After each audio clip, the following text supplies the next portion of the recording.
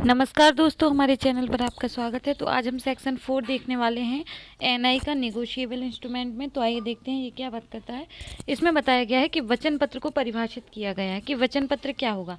तो पहली बात तो यहाँ पर यही डिफाइन कर दिया गया है कि बैंक नोट या करेंसी नोट ना होने वाली, मतलब वचन पत्र के अंतर्गत बैंक नोट और करेंसी नोट नहीं आती है। सबसे पहली बात ये बात रखना है, याद रखना है।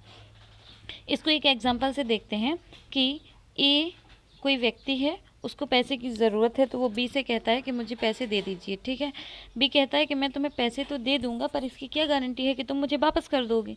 ठीक है, तो ए क्या कहता है कि ए कहता है कि मैं आपको एक वचन पत्र लिख के देता हूँ जिसमें वह लिखता है कि मैं बी के जितने भी पैसे लेता है, बी से 500 लिए या 1000, 500 रुपये जैसे मान लेते हैं हम, बी से उसने 500 रुपये लिए थे, तो एक क्या कहेगा कि मैंने 20 से 500 रुपये लिए थे और मैं इनको देने के लिए बाध्य हूँ।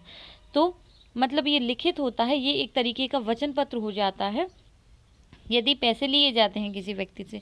अब इस परिभाषा को देखते हैं। इसमें बताया है कि वचन पत्र बैंक नोट या करेंसी नोट ना होने वाली। सबसे पहली बात इसमें यह है कि बैंक नोट और करेंसी नोट ना हो ऐसी लेखबद्ध लिखित है।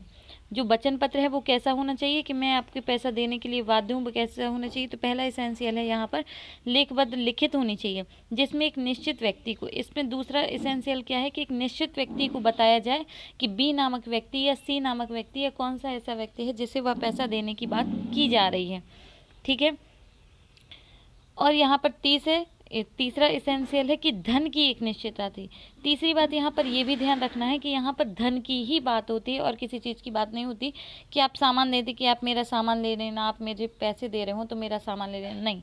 यहाँ पर ओनली ऑन मनी की बात होती है कि मैं एक धन की एक धन होना चाहिए। और चौथी बात यहाँ पर है निश्चित राशि होनी चाहिए। 500, 1000 जितना लेता है, एक निश्चित राशि होना चाहिए।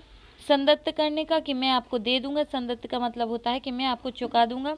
उसके रचयिता द्वारा, रचयिता कौन है? जो वचन पत्र बनाता है वो रचयिता है, मेकर है। वो कहता है कि मैं आपको पैसा देने के लिए बाध्य हूँ, जो कहता है उसके द्वारा क्या होना चाहिए? हस्ताक्षरित होना चाहिए और अशर्त वचन अंतर्विष्ट हो। और पांचवा एसेंशियल इसमें क्या है कि वो अशर्त हो, किसी शर्त के साथ ना हो। उसके द्वारा ऐसा ना कहा गया हो कि आप मेरा जब ऐसा काम कर देंगे, कोई काम कर देंगे, तब मैं आपको ऐसे पैसे दूंगा। तो फिर से देखते हैं कि यदि कोई व्यक्ति किसी व्यक्ति से पैसे ले लेता है, ए है, ए को पैसे की ज़रूरत थी, उसने बी से पैसे मंगाए, बी पैसे दे देता है, परंतु वह कहता है कि तुम्हारा इसमें क्या क्या भरोसा है तुम्हारा कि तुम मुझे पैसा वापस कर दोगे। तो वो ये इसके लिए एक वचन पत्र बना देता है कि मैं तुम्हें इस तारीख को इतना पैसा दे दूंगा, ठीक है, जितना मैंने आपसे लिया था। पर यहाँ पर 5 प्रकार के इसेंशियल बताए गए हैं। पहला बात ये कहता है, सबसे पहली बात तो हमें ये रखना है कि बैंक नोट या करेंसी नोट इसमें नहीं आती वचन पत्र में। वचन पत्र लिखित होना चाहिए। दूसरा बताता है जिसमें एक निश्चित व्यक्ति होना चाहिए, इसमें एक निश्चित व्यक्ति को होना चाहिए कि मैं इस निश्चित व्यक्ति के लिए ऐसा वचन पत्र लिख रहा हूँ। यहाँ पर धन की ही संदाय करने के लिए कहा जाता है। और धन कैसा होना चाहिए? एक निश्चित अमाउंट होना चाहिए कि मैं आपको 500, 1000 कितना भी इतना देने के लिए बाध्य हूँ। ठीक है, संदत्त करने का या उसके रचयिता द्वारा। अब यहाँ पर मेकर के द्वारा 5th एसेंशियल है कि जो रचयिता है उसके द्वारा हस्ताक्षरित होना चाहिए वचन पत्र। और इसमें एक और बात कही गई है जो 6वां, यदि देख सकते हैं कि ऐसा अशर्त होना चाहिए, इसमें कोई किसी भी प्रकार की शर्त नहीं लगाई जाए। जैसे इसको एग्जाम्पल से देखते हैं। कोई व्यक्ति कहेगा, रमेश कहेगा, रमेश ने सुरेश से पैसे लिए थे, सुरेश ने 500 रुपये दिए थे रमेश को। रमेश क्या कहेगा? रमेश वचन पत्र बनाएगा तो वो कैसा होगा? लिखित होगा और कहेगा, लिखकर कहेगा कि मैं सुरेश को 500 रुपये देने के लिए वचन देता हूँ।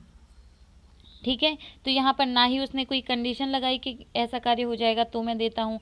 500 रुपये धन की बात है, निश्चित रुपये है, एक निश्चित राशि है कि मैं तुम्हें इतना ही दूंगा। ठीक है, और उसके द्वारा हस्ताक्षरित किया जाता है कि मैं इतना देने के लिए बाध्य हूँ। एक तरीके से ये धन की बात करता है। ठीक है, और क्या है इसमें? एक निश्चित व्यक्ति को है, वो क्या कहता है? मैं सुरेश को 500 रुपये देने के लिए वचन करता हूँ। तो उसके द्वारा जो वचन किया गया है वो हस्ताक्षरित होना चाहिए मेकर के द्वारा। तो यहाँ पर वह वचन पत्र हो जाता है। तो आई होप आपको समझ में आया होगा। आज के लिए सिर्फ इतना ही। Thank you, bye bye.